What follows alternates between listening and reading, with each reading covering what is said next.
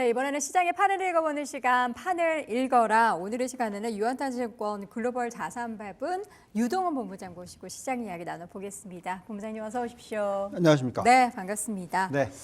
9월의 이벤트 중에서 이제 FOMC가 또 가장 주요한 이벤트 중에 하나인데 네. 계속 뭐 이거 50bp 이나냐, 25bp 이나냐 얘기가 많아요. 그리고 결국 이게 어쨌든 25bp 이나를 하든 50bp 이나를 하든 그 다음에 뉴욕 증시의 시나리오가 좀 엇갈릴 것 같은데 어떻게 좀 생각을 하실까요? 글쎄요. 저희는 사실 이번 이 이벤트가 상당히 걱정스러웠던 부분은 있었지만 네. 그렇기 때문에 보통 이제 금리를 처음으로 인하하는 거잖아요. 네. 그래서 피봇이라고 얘기를 합니다. 그래서 2년 반 넘게 지나고 나서 처음으로 이제 금리를 인하하는 이벤트이기 때문에 그 전후로서의 마이너스 10% 정도의 변동성은 충분히 있을 수 있을 것 같다라고는 생각을 했지만 네. 사실 이렇게까지 빨리 올지는 몰랐어요. 뭐냐면 7월 달에 한번 왔었죠. 그리고 또 다시 되돌렸습니다. S&P 500 기준으로.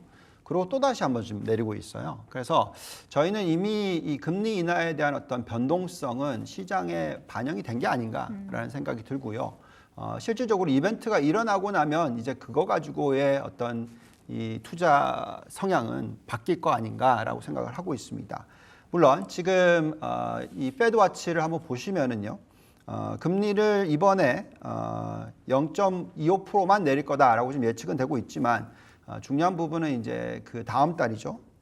11월 그리고 또 그 다음 달 12월에 0.5%씩 내린다. 심지어 그래서 연말까지 1.25%나 내린다. 뭐 이렇게까지 얘기를 지금 하고 있습니다. 최대. 네, 지금 이거는 제가 볼 때는 그냥 우는 아이가 찡찡대는 그런 느낌입니다. 시장이 워낙 변동성이 심하다 보니까 시장이 그렇게 받아들이는 것 같고요. 네, 저희가 생각할 때는 더 중요한 부분은 아무래도 이제 금리를 내려주는 추세가 시작됐는데 네. 이게 경기 침체와 연결되는 건가? 그래서 경기 둔화가 될 수 있는 가능성에 대해서 열어두자. 네. 그건 알겠는데 이게 정말 경기 침체로 가느냐? 이런 부분이 되겠죠. 저희는 그냥 이건 이벤트이기 때문에 그 이벤트가 금리를 내려주는 것으로서 그 역할을 다 했을 거다. 그게 0.25든 0.5%든 시장은 이제 다시 어떤 추세적으로 변환이 있을 것 같다라는 생각이 들긴 합니다.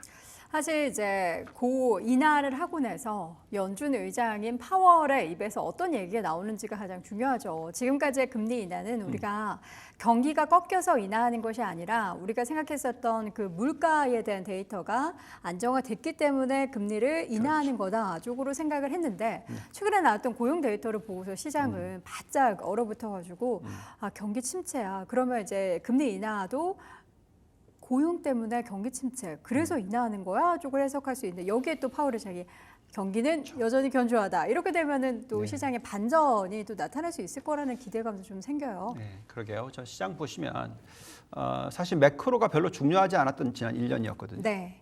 계속해서 기업 실적이 중요했고 어떤 뭔가 변화가 일어나는 부분에 있어서의 생산성 향상이 중요했었습니다. 네. 근데 이제 워낙 2년 반 만에 뭐 긴 기간 만에 이제 피봇이 일어나는 거라서 다들 지금 모든 시각이 다 이 경기 매크로 숫자에 초점이 맞춰져 있어요. 네. 금리가 얼마나 떨어질 거냐, 뭐 경기 침체가 올 거냐 기본적으로. 네, 저희는 지금 기업들이 나타내고 있는 모습을 보면 경기 침체의 가능성은 거의 미미하다고 저희는 판단하고 있습니다. 정말 많은 질문을 받아요. 경기 침체가 일어날 거다, 뭐 네. 이런 식으로. 그렇지만 이제 그 경기 침체가 만약 일어나지 않는다라는 시나리오가 들어가게 되면 앞으로 1년 동안에 미국 증시가 최소 15%에서 20% 정도 오를 수 있는 그런 환경입니다. 거기에 있어서 지금 상당히 많은 부분들이 고용 시장이나 이 고용 지표에 좀 초점이 맞춰져 있어요. 숫자를 한번 보시죠. 비농업 고용 지표가 뭐 나왔던 부분을 보시면은 14만 2천 명이었으니까 예상치보다 살짝 낮았어요. 반면에 실업률은 예측대로 아니면 조금 더 나은 숫자가 나왔습니다. 4.2%. 그리고 또 임금 상승률은 자그마치 0.4%가 나왔어요. 곱하기 12 하시면 4.8입니다. 상당히 높은 숫자이고요. 민간 고용 자체도 거의 10만 정도 가까이 나왔죠. 9만 9천. 그래서 이 숫자를 보고 있으면 도대체 왜 이렇게 경기 침체에 대한 두려움을 하시나라는 의구심까지 들어요. 예상치보다 낮았기 때문이라고 얘기를 하잖아요, 다들. 예, 그거는 네. 예, 제가 볼 때는 그냥 핑계거리이고요. 예, 경기 침체의 데이터가 아닙니다. 저희가 뭐 경제 지표를 워낙 오랫동안 들여다보는 사람 입장에서 네, 네. 이건 경기 침체의 데이터가 아니고요. 경기 침체일 것 같다라는 어떤 의혹, 의구심을 가지고 흔들기를 한다라고 저희는 판단이 들고요. 사실 저는 심지어 이 고용 지표보다도 더 중요하게 생각하는 지표들이 있어요. 뭐죠? 왜냐하면 지금 이 고용 시장 가지고 GDP 성장률을 3%대로 끌어올릴 수는 없어요. 근데 지금 미국 GDP 성장률이 3%대가 나오고 있거든요. 네. 도대체 뭘로 하고 있냐? 그게 바로 생산성의 향상입니다. 생산성. 예. 그래서 한번 그 지금 제조업의 현재의 직장 수 한번 보실까요? 저게 미국의 전체 직장 수의 몇 프로냐? 예, 10%도 안 돼요.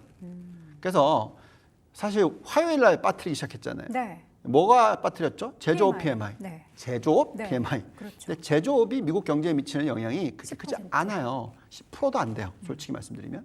예, 그래서 그걸 가지고 흔들었어요. 근데 서비스업 좋게 나왔죠. 네. 고용 지표 나쁘지 않아요. 게다가 소득도 늘고 있어요. 네. 예, 이걸 가지고 지금 흔들었고요. 더 밑에 차트는 더 중요한 게 뭐냐면 여기에 나와 있듯이 고용 증가가 미국 GDP에 미치는 영향은 20%대밖에 안 됩니다. 예, 그걸 가지고 지금 시장을 흔들기를 하고 있단 말이죠. 근데 여전히 지금 나오고 있는 이 생산성 증가, 즉 AI 사이클이나 지금 현재 미국의 전체적인 생산성 향상을 보고 있으면 저희는 GDP 성장률이 그렇게 빠르게 꺾일 것 같아 보이지 전혀 않는다. 이렇게 말씀을 드리겠고요. 그렇기 때문에 이렇게까지 강하게 얘기할 수 있는 것 같습니다. 저희는 계속해서 이제 분기별 GDP 실적이 나오면, GDP 숫자가 나오면 우리가 너무 불안했네. 이런 모습이 나올 거라고 판단을 하고 있습니다.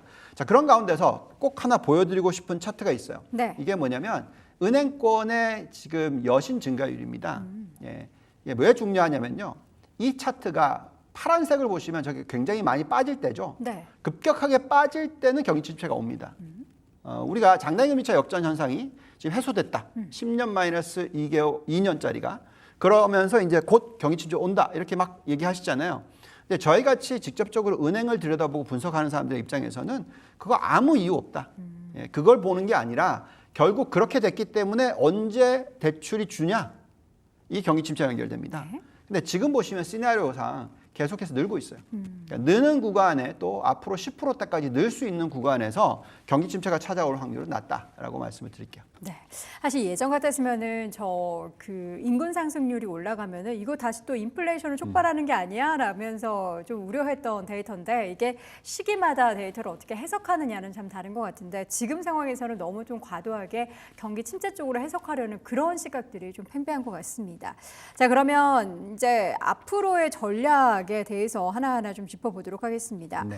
주식 비중과 채권 비중에 대해서도 포트폴리오 전략 많이 질문을 좀 받으실 것 같아요. 네. 앞으로 시장에 좀 변동성이 있으면은 주식보다는 좀 채권 쪽 그리고 계속해서 금리 인하 기조가 보인다면 가격이 올라가는 그 기대감을 해서 채권 쪽 투자를 늘리려는 분도 많으실 것 같은데 비중 조절 어떻게 하면 좋을까요? 자, 이 부분에 있어서 올해 연초에 비슷한 의견들이 많이 나왔었습니다. 그래서 이제 저희는 그게 아니라고 말씀을 주셨었고 주식을 들고 있었어야지 엄청난 높은 성과를 올리셨겠죠. 그리고 7월이 됐었습니다. 근데 7월이 되면서부터 이제 금리 인하에 대한 이야기가 나오면서 실질적으로 지금 금리가 빠르게 떨어졌어요. 4.3%에서 전혀 떨어지지 않던 금리가 지금 10년 국채 금리가 3.7까지 떨어져 있는 상황입니다. 근데 사실 많이 떨어진 것 같아요. 저의 개인적인 의견으로는.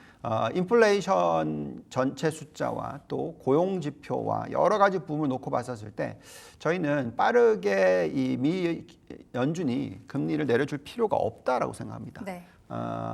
만날 때마다 0.25%씩 내려줘도 충분하다 정도까지 생각합니다. 그래서 그렇다면 지금 이미 벌써 시장은 금리를 얼마나 내린 걸 반영하고 있나요? 정말 많이 내린 걸 반영하고 있어요. 그래서 연말까지 3.7%에서 4% 정도의 어떤 밴드라고 저는 생각하고 있고요. 내년 말까지로 봤었을 때 한 3.5% 정도로 보고 있습니다. 근데 시장은 컨센서스는 지금 정말 많이 떨어뜨려 놨어요. 네. 지금 대비 저희가 예측하는 거에 대비해서 최소 0.5% 정도 더 낮게 들여다보고 계십니다. 물론 이렇게 볼 수 있는 이유는 뭐 다들 많이들 생각하는 부분이 뭐냐면 이제는 인플레이션이 그렇게 높지 않을 거다라고 생각하기 때문에 그렇습니다. 그 부분을 이해할 수 있는 부분이 아무래도 지금 AI 사이클이라든지 이 혁신 사이클이 들어오게 되면요.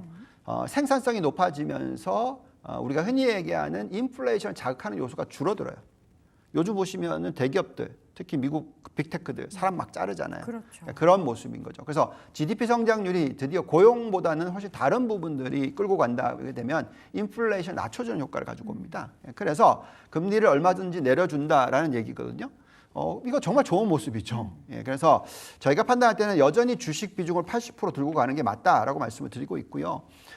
여기에 이제 뭐 달러가 앞으로 점차적으로 약세로 갈 가능성이 높죠. 그렇다 보니까 이제 달러 관련돼서의 어떤 투자 전략이 중요한데요. 그러니까 즉 신흥국이라든지 또는 나스닥 같은 경우에는 보시면은 전체의 이익 중에서 60% 정도가 매출 중에서 60% 정도가 해외에서 들어오고 있으니까 그만큼 또 수혜를 받는 부분이 되겠죠. 그래서 저희가 지금 계속 말씀드리는 부분은 달러 약보합세 추세에 맞춘 전략이 적절하다. 여기에 따라서 나스닥 100에 대한 추점, 또 S&P 500 중에서도 괜찮은 기업들을 뽑아보시는 게 중요하겠고요.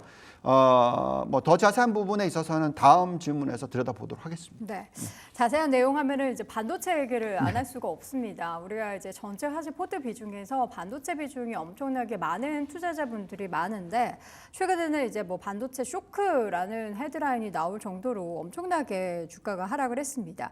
많이 올라서 더 빠진 거다라는 얘기도 있는데 뱅크 오브 아메리카에서는 오히려 이 더 빠진 게 매수의 기회다라는 얘기까지 했는데 동의하십니까? 네, 저는 뭐 전적으로 동의를 하고 있고요.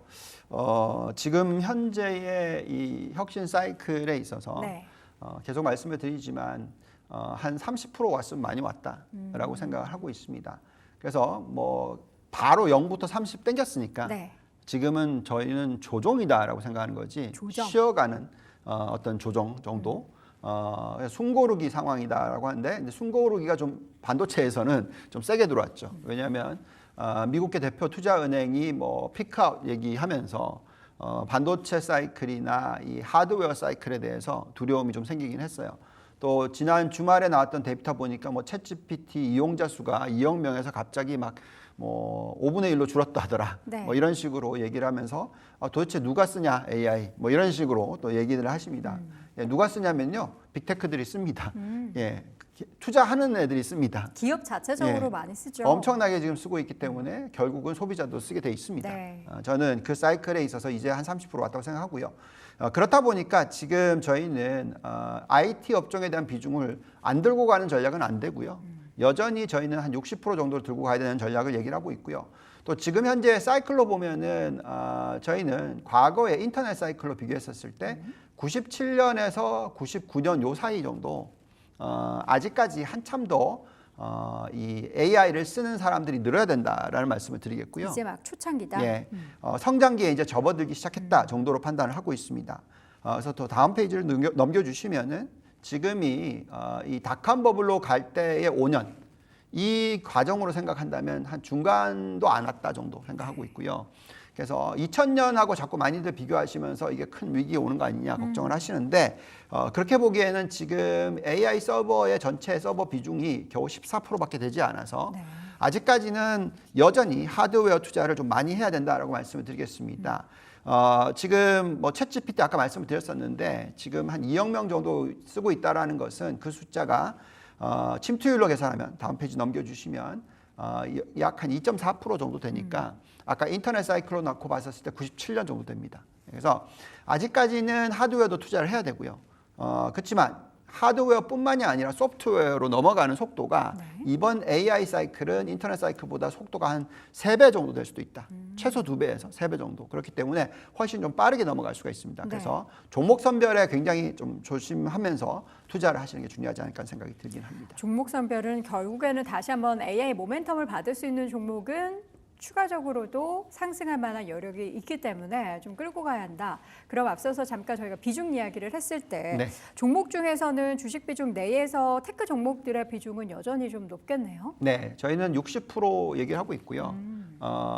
원래는 뭐 거의 65% 이상이었는데 조금 줄여서 그 5% 정도 줄인 부분이 어디로 갔냐면 금리 민감한 주택건설 쪽으로 갔습니다. 주택건설. 그렇지만 어쨌든 테크가 여전히 60%다라고 얘기를 해드리겠고요. 기본적으로 그 안에서 이제 하드웨어, 소프트웨어 비중이 좀 변해야 된다라는 부분은 말씀을 드리고 있습니다. 네, 저희가 잠시 후에 또 포트폴리오 전략을 세워드릴 때 세부적인 내용 다시 전달드리도록 하겠고요. 이제 11월 대선을 앞두고 사실 이제 평균적으로 역사적으로 봤을 때 대선이 있는 해 지수는 좋았다라고 하는데 대선을 코앞에 두고는 변동성이 늘 있어 왔잖아요. 네. 그럼 앞으로 남은 가을 그리고 초겨울 시장은 우리가 좀 지금의 변동성보다는 사실 극심하지는 않을 것 같긴 하지만 네. 변동성 계속 염두한 전략이 필요하겠습니다. 네, 그렇죠. 사실 7월이 우리 딱 도달했었을 때 S&P 500이 5,670포인트의 고점을 찍었었을 때가 네. 예, 연초 대비해서 얼마나 오른 거냐면 18% 이상 오른 거였어요. 아이고, 많이 올랐네요. 예, 많이 오른 거죠. 저희가 기껏해야 20% 오를 거다 정도로 봤거든요. 그래서 기본적으로 5,800 정도를 생각을 했었는데요.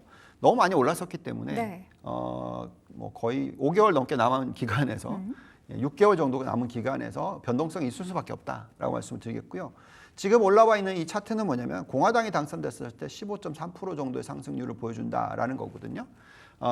뭐 트럼프가 당선이 된다는 얘기가 아니고요. 네. 어쨌든 업사이드로 봤었을 때 평균치는 15%입니다. 그래서 지금 이제 S&P 500이 좀 많이 빠져서 한 연초 대비해서 한 13% 정도 상승해 있어요. 그러면 이제 연말까지 추가로 상승할 수 있는 여력이 충분히 있다고 생각합니다. 여기에 나와 있는 이 월별 지표도 보시면은 9월, 10월 달이 좀 안 좋지만 네. 사실 상승할 확률은 여전히 중간 정도 되고요. 특히 이제 11월, 12월로 넘어가면 상승 확률이 굉장히 높아지고요. 상승폭도 높아집니다. 그래서 저희의 판단으로는 연말까지 아마도 5,800은 넘을 것 같다. 최소 그렇게 보고 있습니다. 지금은 빅스 지수 한번 보시면은 이 빅스 지수를 이용해서의 변동성을 일으키고 있는 시장이다라고 판단하고 있고요. 요거는 이제 점차적으로 안정을 찾을 수 있다라고 생각하고 있고 S&P 500 기준으로 놓고 봤었을 때 저희가 판단할 때 낮게 봐서 5,800 정도, 연말에 6,000을 돌파할 수도 있다. 왜? 그건 금리가 지금 보시면 3.7%까지 떨어졌잖아요. 네. 4%이면은 5,800이고요. 예, 3.7이면 6,000이 넘는 거죠. 그래서 저희는 금리에 민감한 시장이긴 하기 때문에 그런 부분도 감안하면서 판단하고 있다 말씀을 드리겠습니다. 네. 자, 그렇다면 하반기를 대비하는 포트폴리오 전략을 세워보도록 하겠습니다. 꼼꼼하게 저희가 표를 한번 준비를 해봤는데요. 성장주 위주의 투자는 계속해서 유효한데 그 세부적으로는 어떤 종목들을 채워야 할지 한번 보도록 하겠습니다. 네. 업종으로 따지면 또 어떤 업종이고 비중은 앞서서 잠깐 테크주를 60%라고 하셨는데 그 세부적인 내용도 한번 말씀해 주시죠. 네. 자, 굉장히 중요한 테이블 하나 올려주시면은요. 지금 빠르게 하드웨어에서 소프트웨어 투자 금액이 늘어나는 모습이 나오고 있어요. 과거에는 그냥 무조건 하드웨어 먼저 깔자. 네. 그렇게 나왔었는데 이제는 하드웨어를 깔면서 소프트웨어 연결시키는 과정이 굉장히 높게 나오고 있어요. 지금 왼쪽에 점선이 보이시죠? 2024년이 10%대, 2024년 그 지나고 나서 11.3%대. 그러니까 내년 가면은 두 자릿수를 훨씬 넘는 소프트웨어 쪽에 투자 성장률이 나올 거다 지금 예측이 되고 있어요. 네. 예, 이런 가운데서 이제 포트폴리오를 올려주시면은 저희가 이제 고민을 많이 했던 부분은 이제 테크 부분에 있어서 하드웨어냐 소프트웨어냐 하는 부분에 있어서 저희는 이제 과거에는 8대2 전략으로서 하드웨어 8, 소프트웨어 2 이렇게 나갔다가 이제는 6대4 또는 5대5까지 얘기하고 있습니다. 그래서 소프트웨어에 대한 관심을 많이 늘리셔야 되겠다고 생각하고 있고요. 근데 여전히 저희는 성장주 위주 투자가 맞다고 생각해요. 그 아래서 보시면 이제 전기차라든지 신재생 에너지, 바이오 산업들이 올라옵니다. 또 그 다음에 금리에 대한 어떤 투자를 하지 말아야 되냐? 그건 아니죠. 금리가 떨어지는 건 맞으니까. 여기에 따라서 수혜를 입는 업종이 뭐냐라고 딱 물어봤을 때 저희 머릿속에 딱 떠오르는 건 주택건설이에요. 그래서 미국의 주택건설 비중을 전체 포트폴리오의 한 10% 정도 가져갑니다. 네. 그래서 가치주의 절반 이상을 여기에다 투자를 하는 전략을 말씀을 드리고 있습니다. 자, 그리고 이제 단기적으로는 변동성이 있을 수 있잖아요. 그래서 저희가 뭐 최악의 시나리오를 반영시켜 놓고 시장을 들여다보면은요.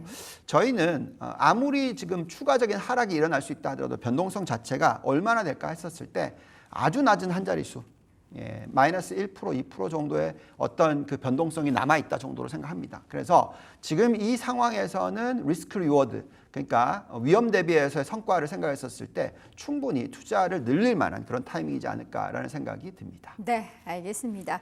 변동성이 있어서 하루하루 하락할 때마다 불안하겠지만 멀리 보면은 우리에게 또 다른 기회를 안겨줄 수 있는 장이 하반기에 펼쳐질 예정이니까요. 여러분들도 단단히 대비하시기 바랍니다. 자, 오늘 파네일 거래일 시간 유한타증권 유동원 본부장 함께했습니다. 본부장님 고맙습니다. 감사합니다.